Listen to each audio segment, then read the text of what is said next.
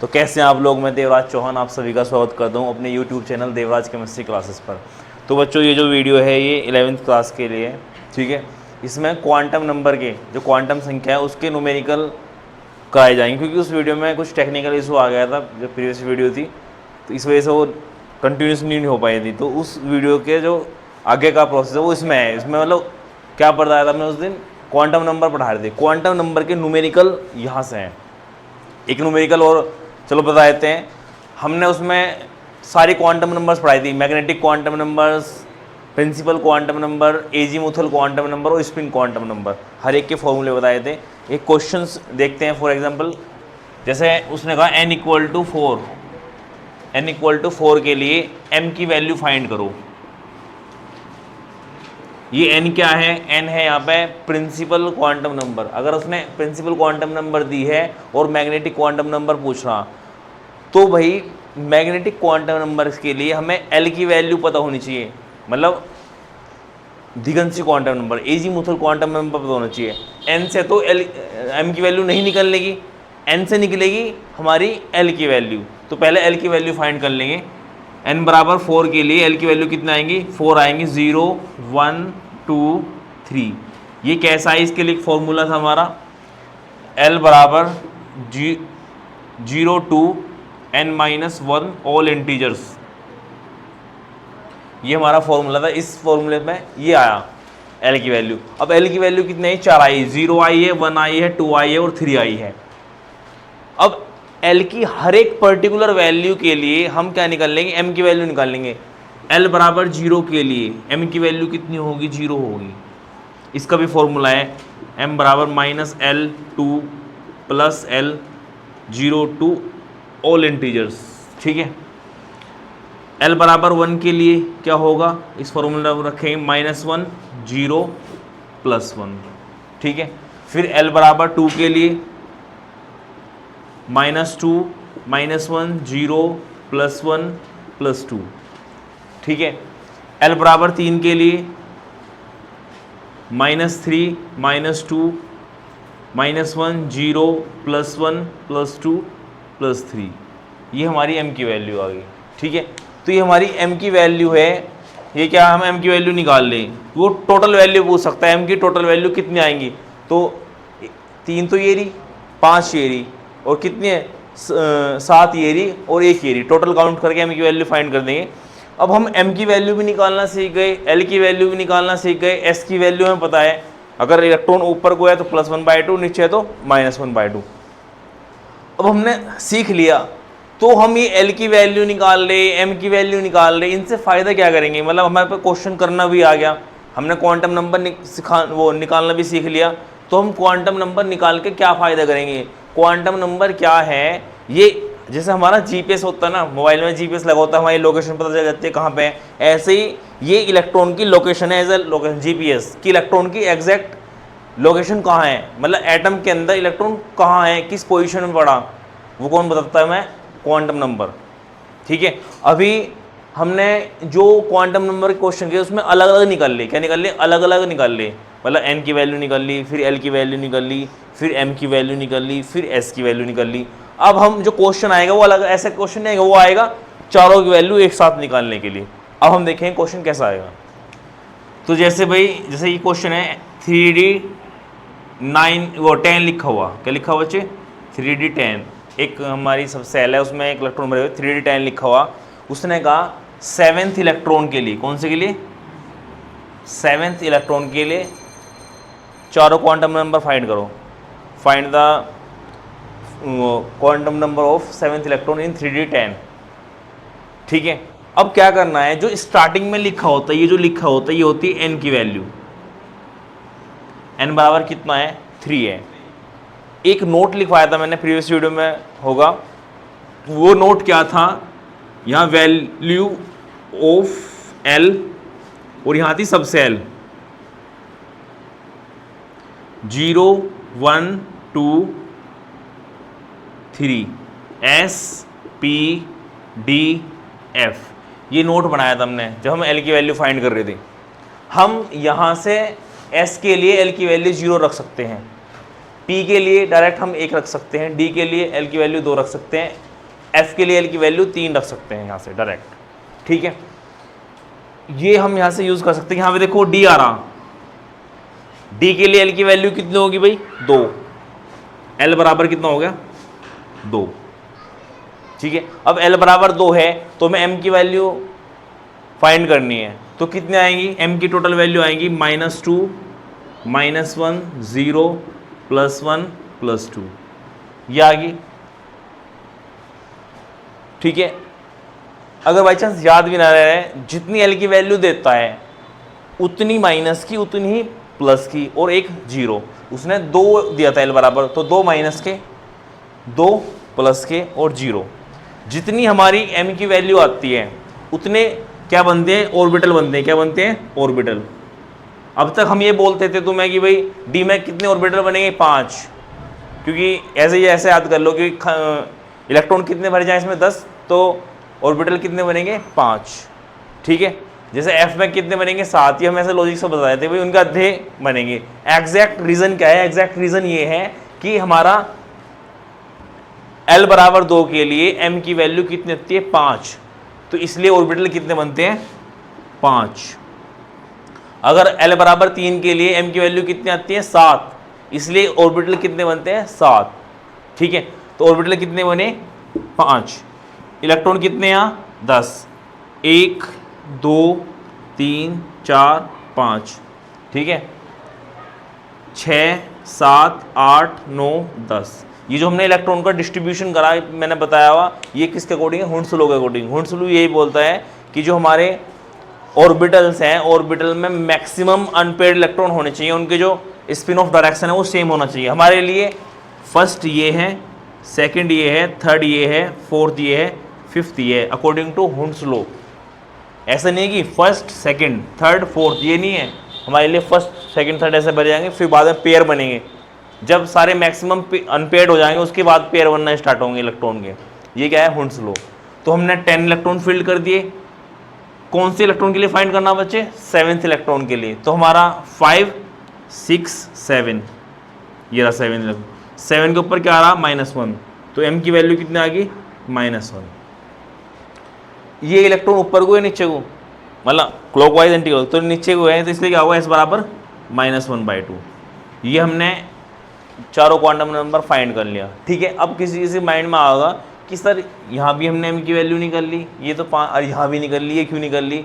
ये जो M की वैल्यू है टोटल है ऑर्बिटल्स के, और ये वाली M की वैल्यू ये 6th इलेक्ट्रॉन के लिए है, सॉरी 7th इलेक्ट्रॉन के लिए है, ठीक है। और ये हमने फाइंड कर लिया, तो इससे फ़ायदा क्या हुआ, इस समय इलेक्ट्रॉन की एग्जैक्ट लोकेशन पता चली। क्या, इलेक्ट्रॉन हमारा जो 7th इलेक्ट्रॉन है वो तीसरी सेल की L सब सेल में जो हमारा -1 नंबर का ऑर्बिटल है उसके अंदर एंटी क्लॉकवाइज पोजीशन में पड़ा हुआ।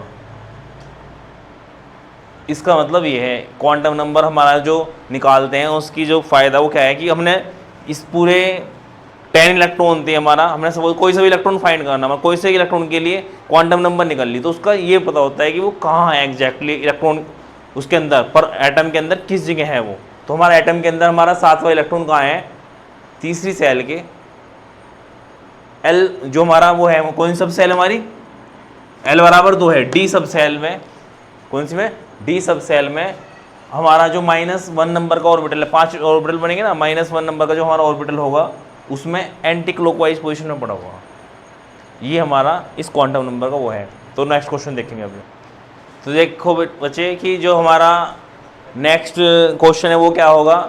जैसे एक क्वेश्चन है कि आयरन, कोई भी एलिमेंट दे देगा, हमने सपोज करा आयरन के 22 इलेक्ट्रॉन के लिए चारों क्वांटम नंबर्स फाइंड करो, ठीक है। 22 इलेक्ट्रॉन के लिए चारों क्वांटम नंबर फाइंड करो। तो अब हमें यहाँ पे कुछ नहीं दे रखा, तो सबसे पहले आयरन लिख देंगे Fe। ऐसी कंडीशन में Fe लिख दिया। Fe का एटॉमिक नंबर क्या होता है 26, लिख दिया। अब हमें क्या बनाना पड़ेगा, इलेक्ट्रॉनिक कॉन्फ़िगरेशन करना पड़ेगा Fe का।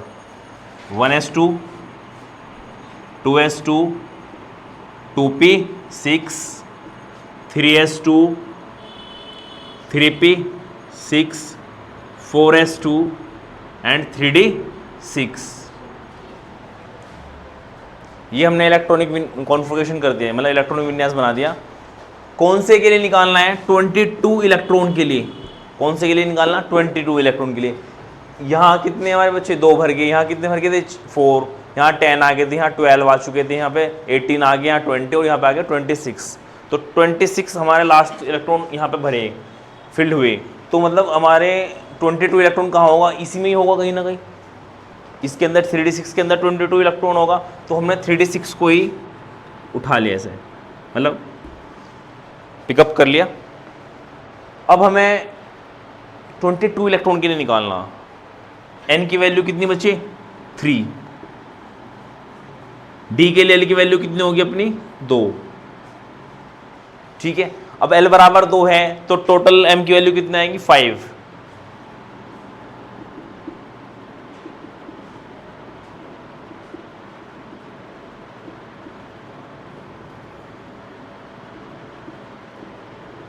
ये m की वैल्यू 5 आ गई, मतलब आ गई थी। ऑर्बिटल हमने कितने बना दिए? 5 बना दिए। कितने इलेक्ट्रॉन भरे हुए इसके अंदर? 6। 1 2 3 4 5 6, 6 इलेक्ट्रॉन भरे हुए। इस सब सेल में इलेक्ट्रॉन की स्टार्टिंग कहाँ से है भाई? 20 तक तो यहाँ है, 21 से है ना। तो हमारे लिए क्या होगा? 21 ये होगा, 22 23 24 25 26। तो हमारे लिए जो 26 ये हो गया। कौन सी के निकालना? 22 के लिए। 22 हमारा ये हो गया, ठीक है। अब 22 ये है तो इसके ऊपर क्या लिखा हुआ? -1। ऊपर को है, नीचे को? ऊपर को है तो +1/2। तो ये हमने क्या निकाला बेटे? आयरन के 22 इलेक्ट्रॉन के लिए चारों क्वांटम नंबर्स निकाल दिए, ठीक है।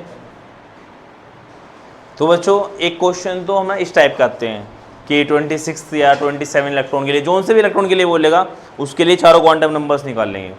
एक क्वेश्चन किस टाइप का आता है कि ये बोल देता है कि सोडियम के निम्न ऊर्जा स्तर के लिए चारों क्वांटम संख्या के मान निकाल लो, या सल्फर के उच्च ऊर्जा स्तर के लिए चारों क्वांटम संख्या के मान निकाल लो।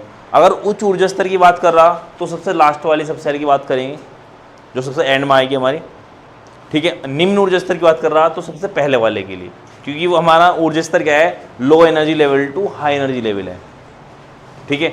कैसे कि जब 1s आ रहा फिर 2s आ रहा, तो 1s की एनर्जी सबसे कम, फिर 2s की उससे ज़्यादा है, 3s की उससे ज़्यादा है, ठीक है।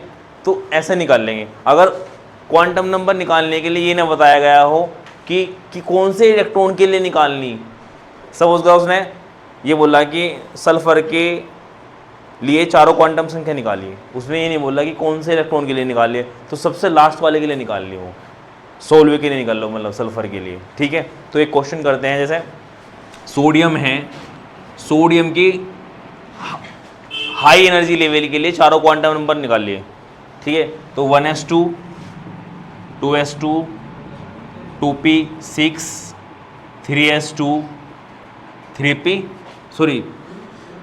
3s1 फिर 10 और 11, ठीक है। ये हमने इलेक्ट्रॉनिक कॉन्फ़िगरेशन कर दिया। हाई एनर्जी लेवल की बात कर रहा तो हाई एनर्जी लेवल में कौन सा रहा? 3s1, इसको पिकअप कर लिया 3s1। ये नहीं बताया कौन से के लिए निकालना, तो हमें 11वें के लिए ही निकालना। अब n बराबर कितना बचे? 3। s के लिए l की वैल्यू 0, m की वैल्यू बचे 0। m की वैल्यू कितनी आई हमारी? 1 आई, तो ऑर्बिटल भी कितना बनेगा? 1। इसके अंदर कितने इलेक्ट्रॉन है? 1। तो m की वैल्यू तो 0 हो गई, ऑब्वियसली भाई एक ही है। ये इलेक्ट्रॉन ऊपर को ही नीचे को? ऊपर को, तो +1/2। तो ये सोडियम के हाईएस्ट एनर्जी लेवल के लिए चारों क्वांटम नंबर है। लोएस्ट की बात करता तो इसके लिए निकालते, अगर लोएस्ट की बात कर रहा तो इसके लिए निकाल लेंगे। n बराबर कितना हो गया? 1, l बराबर 0, m बराबर 0। इसमें इस वाले के लिए निकालना, s बराबर -1/2, ये निकाल दिया, ठीक है। तो इस टाइप के क्वेश्चन आते हैं बच्चे क्वांटम नंबर पे। इसी से रिलेटेड एक हमारा लॉ है पाउली का अपवर्जन नियम, पाउली एक्सटेंशन लॉ, वो यही बोलता है। अब ये देखो हमने ये एक ही एलिमेंट है, उसकी स्टेटमेंट क्या है? अगर हम किसी तत्व के किन्हीं 2 इलेक्ट्रॉन के लिए चारों क्वांटम संख्या के मान निकाल लें तो वो कभी सेम नहीं आने के, डिफरेंट आएंगे, ठीक है। इन केस 3 सेम आ गए तो चौथे वाला जो होगा नंबर 4th वाला वो डेफिनेटली डिफरेंट होगा, ठीक है। पाउली एक्सटेंशन लो, ठीक है। If we are finding two quantum number for any 2 electron of an element they are also different, ठीक है। ये क्या है, किसका स्टेटमेंट्स है, पाउली एक्सटेंशन लो। अभी देखो हमने ये था सोडियम है, सोडियम के हमने इस वाले 11वें इलेक्ट्रॉन के लिए निकाला और सोडियम के लिए यहाँ पे दूसरे इलेक्ट्रॉन के लिए निकाला है, तो सोडियम का ही इलेक्ट्रॉन 11वां भी सोडियम का ही है और दूसरा भी सोडियम का ही है, तो हमने 11वें के लिए निकाला, ठीक है। तो देखो n की वैल्यू 3 आई, l की वैल्यू 0, m की वैल्यू 0, s की वैल्यू +1/2, यहाँ पे n की वैल्यू 1 चेंज होगी, m की वैल्यू सेम होगी, ठीक है, और l की वैल्यू भी सेम होगी, s की वैल्यू डिफरेंट होगी। तो कोई से भी 2 इलेक्ट्रॉन के लिए अगर हम निकालते हैं तो हमारा क्या होता है बच्चे, चेंजेस आते हैं, क्या होते हैं, चेंज आते हैं क्वांटम नंबर में, कभी सेम नहीं आने का, ठीक है। तो बच्चों ये हमारा क्या था, हमारा एटॉमिक स्ट्रक्चर चैप्टर था। जो कुछ था n+l नियम है वो अब सिलेबस नहीं है, फिर भी मैं बता रहा हूँ n+l का नियम क्या है। सपोज करो कुछ यहाँ सबसेंस लिखे 2s 3d 4f, ये 3 हमने सबसेल लिख दिया। इसमें कौन से सबसेल में पहले इलेक्ट्रॉन फिल होगा ये अफबाउ ने भी बताया। अफबाउ का नियम यही है लो कि low energy level to high energy level बात होगी, और n+l या कैलेचोवासी का नियम भी यही है। मैंने कहा था इस चैनल पे जो पढ़ा हो या ना हो सिलेबस में सब चीज़ पढ़ाया जाएगा, इसलिए n+l का नियम भी डिस्कशन हो रहा, ठीक है। तो यो सामने लिखी रहती है वो n की वैल्यू होती है, n बराबर कितना 2, l की वैल्यू कितनी होगी बेटे 0, n बराबर कितना आ रहा 3, l की वैल्यू 2, n बराबर कितना 4, l की वैल्यू 3, n+l कर दो, जोड़ दो, n+l कितना हो गया 2, n+l कितना हो गया 5, n+l कितना हो गया 7, ठीक है। तो n+l का लो यही बोलता है जिसमें n+l की वैल्यू कम आती है पहले इलेक्ट्रॉन उसमें भरते हैं। By chance in case n+l की वैल्यू सेम आ गई तो हम उसमें इलेक्ट्रॉन पहले भरेंगे जिसमें n की वैल्यू कम होगी। अब देखो n+l इसके लिए 2 सबसे कम है तो पहले इलेक्ट्रॉन इसमें भर जाएगा, फिर 5 आ रहा फिर इसमें भर जाएगा, और फिर 7 आ रहा फिर इसमें भर जाएगा इलेक्ट्रॉन। तो ये हमारा क्या है n+l का नियम है। अगर बच्चे वीडियो अच्छी लगी तो लाइक करें, शेयर करें, कमेंट करें।